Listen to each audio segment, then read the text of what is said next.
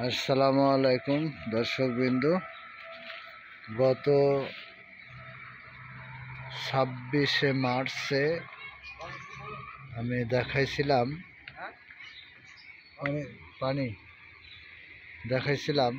যে এখানে পশু পাখি চাষ করা হয়। এই সেই জায়গা, হয়তো আপনারা এখন নাই, পশু পাখিগুলো নষ্ট হয়ে গেছে। আসলে জায়গাটা খুবই চমৎকার একটা জায়গা, বিরাট জায়গা, বহুদূর দিয়া এই জায়গাতে আসলে অনেক সময় ফুটবল খেলা হয়, প্লাস ধরেন আপনার যে কোনো অনুষ্ঠানে খেলাধুলা হয়, এগুলো হয়ে থাকে। এর ভিতরে আসলে জায়গার যে মালিক, তিনি একজন বিএনপির লোক। তো উনি এখন বাহিরে আছে। আওয়ামী লীগ ক্ষমতায় আসার পরেই উনি বাহির থেকে এখনো আসে নাই।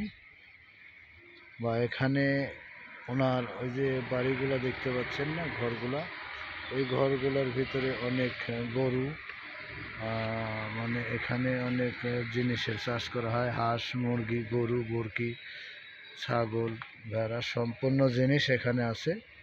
এখানে চাষ করা হয়, লোকজন আছে। এই মাঠের যে ঘাসগুলো হয়, এই ঘাসগুলার প্রত্যেক মাসে একবার এক সাইড থেকে কেটে কেটে গরুকে খাওয়ানো হয়। এখান থেকে গরু মনে করেন যে কিছু ঘাস, টাটকা কিছু ঘাস পায়।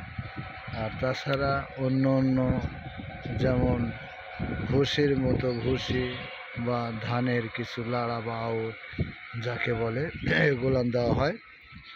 দিয়ে এই জায়গাতে মানে গরুর চাষ করা হয়। বিশেষ করে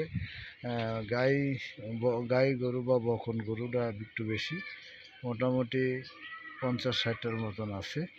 আপনাদেরকে দেখাবো ইনশাল্লাহ, আগামীতে দেখাবো যে কতগুলা গরু এখানে রয়েছে। তার থেকে সারও রয়েছে, কিছু সার রয়েছে 30-40টার মতো। ঈদের আগেই মোটামুটি এখান থেকে কেনা বেচা করে। এখানে যারা থাকে তারা মোটামুটি ভালোই ব্যবসা করে, মোটামুটি লোক আর কি আছে এখানে।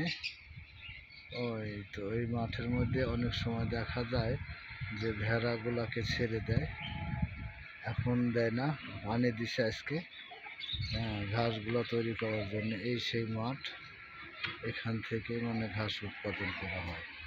তবে আসসালামু আলাইকুম দর্শক, যদি ভালো লাগে তাহলে অবশ্যই আমাকে লাইক, কমেন্ট, শেয়ার করবেন। এটাই আমার ছিল বলার। আশা করি ভালো থাকবেন সবাই।